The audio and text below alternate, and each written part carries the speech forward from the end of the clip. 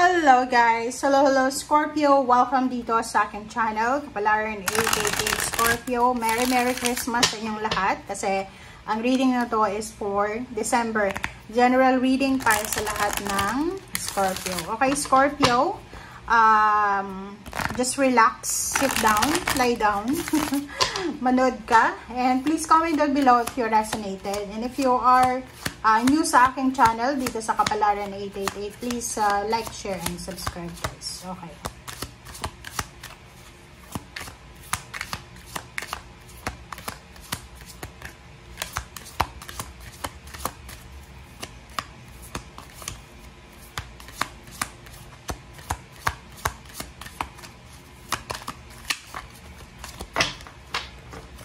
Okay, Scorpio.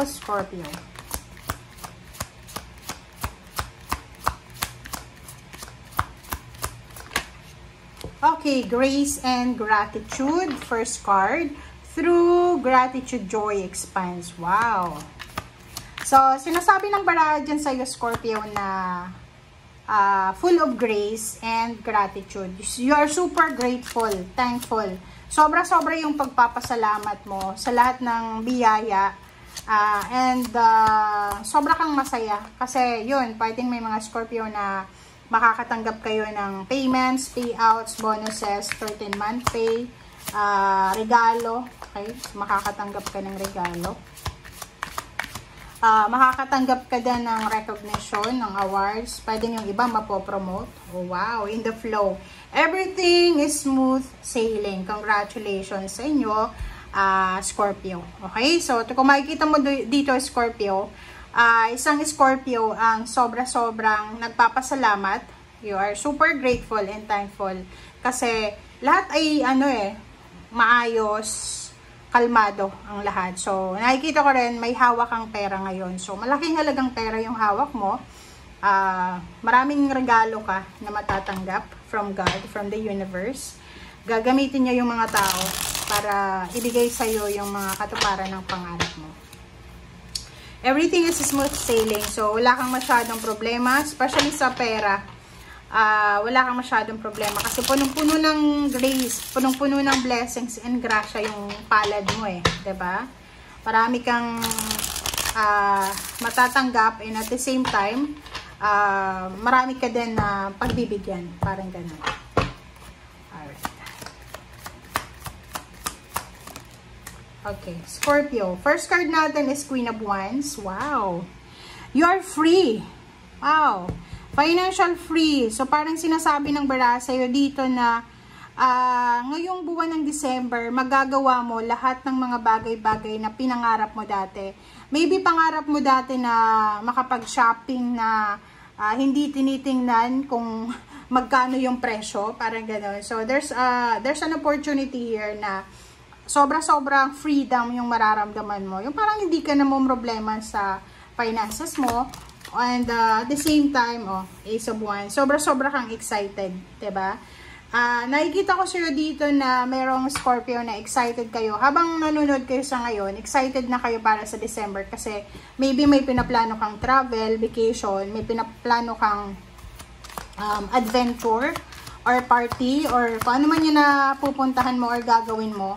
Excited ka kasi maybe OFW ka for 2 years, so pauwi ka ng Pilipinas, so alam mo na pag sa Pilipinas ka, makakalabas ka na, so makakagala ka na, magagawa mo yung lahat, makakain mo yung lahat, or kung ano man ang gusto mong gawin. And Queen of Cups, this is your energy. Sinasabi ng baraha sa'yo dito na congratulations talaga kasi you're at peace. Okay? Sobra-sobra kang masaya, kalmado, kontento ngayong December na to. And kontrolado mo yung emosyon, kontrolado mo yung sitwasyon. Ang ganda.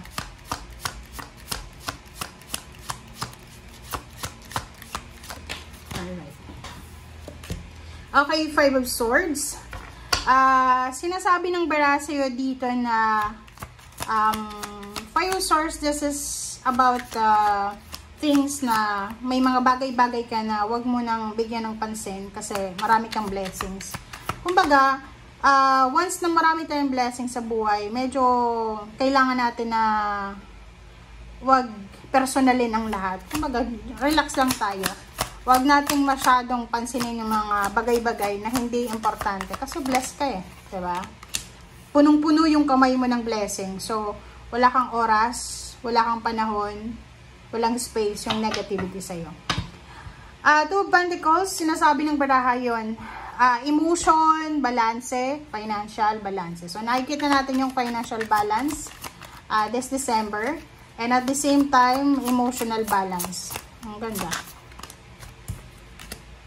Ten of Pentacles, kakasabi ko lang eh. Ten of Pentacles, makakahawa ka ng malaking halagang pera. It's either 1 million, 100,000, or 50,000, or 10 times 10, parang gano'n, 100. Or maraming tens, maraming zeros. Okay. Congrats sa iyo. Okay, makakahawa ka. So, you will receive financial blessings, parang gano'n. Okay, 5 of Wands. Naku, may away dito, may gulo. Bakit ganun? So, dito sa barahang to, ikaw, Scorpio, marami kang pera. Or kumbaga, magkakaroon ka ng maraming pera or sapat lang na pera sa buwan ng December. But the problem is, meron ditong mga tao na posibleng nag-aaway-away because of money. Kasi wala silang pera eh. So, anong ibig sabihin yan, Scorpio? Halimbawa, sa pamilya mo, ikaw lang yung may trabaho. Tapos ngayong December, yung mga kapamilya mo, walang-wala silang pera. So, parang nakikita ko na ikaw, wala kang problema sa pera. Yung mga tao sa paligid mo, nag-aaway-away na. Nagkakaroon na ng samaan ng loob dahil sa pera. But yung Queen of Swords, sinasabi ng barana, just ignore it. 5 of Swords and Queen of Swords. Ignore mo lang. Wag mong, kumbaga, sirain yung momentum mo dahil sa mga tao sa paligid mo na nag-aaway, nagkukompetensya, ganyan, ganito. So, just, yun nga, everything is smooth sailing. Just go with the flow. Okay? Enjoy mo yung pera mo, enjoy mo yung blessings mo. Hindi ka dapat nagpapa-apekto sa mga tao dyan sa paligid mo. It's either naiingit lang sa'yo or paano pa mo. Okay? Diba? 7 of Wands, you need to protect your money. You need to protect your emotion. Parang sinasabi ng baraha dito na merong warning din to. Warning to sa'yo, Scorpio, kasi maybe alam ng mga tao sa paligid mo na may pera ka, lalo kung galing ka sa ibang bansa or galing ka sa parang city, pauwi ka ng probinsya. Alam nila na may pera kang dala, uutangan ka nila. And because hindi mo sila mapautang, pwedeng awayan ka nila or ma-involve ka sa mga traidoran, baksaban. 7 of Wands, protection mo yung pera mo Huwag mong ipamimigay, huwag mong ipapautang. Okay? Lalo na kung hindi ka naman tumitira dyan sa lugar na yun. And the Hermit, sinasabi ng baraha sa'yo dito na hanapin natin. Doon tayo sa katahimikan, 'di ba? Huwag mong sayangin yung blessings na to na ibinibigay sa'yo ng Panginoon. Kasi kung makikita mo dito, sobrang blessed ka eh. Emotion and financial, sobrang blessed ka. So, ibig sabihin, huwag mong sasayangin itong grasya na to, itong grace na to na ibinigay sa'yo. Dahil lang sa mga tao dyan sa paligid mo na money and financial vampires or emotional vampires. Diba yung mga kamag-anak mo, kakilala ng mga tamad, na naghihintay lang ng pera. So, kung etong pera mo na to, pinagsikapan mo siya, pinag-ipunan mo siya ng several years or several months, syempre, literal, hindi mo talaga siya ipapautang, hindi mo siya ipapamigay. Kasi, kailangan mong proteksyonan talaga. Okay? So, sinasabi ng baraha sa'yo na pag may mga nag-aaway-away na sa paligid mo because of money or because of traidoran, backstaban, ganyan, umalis ka na.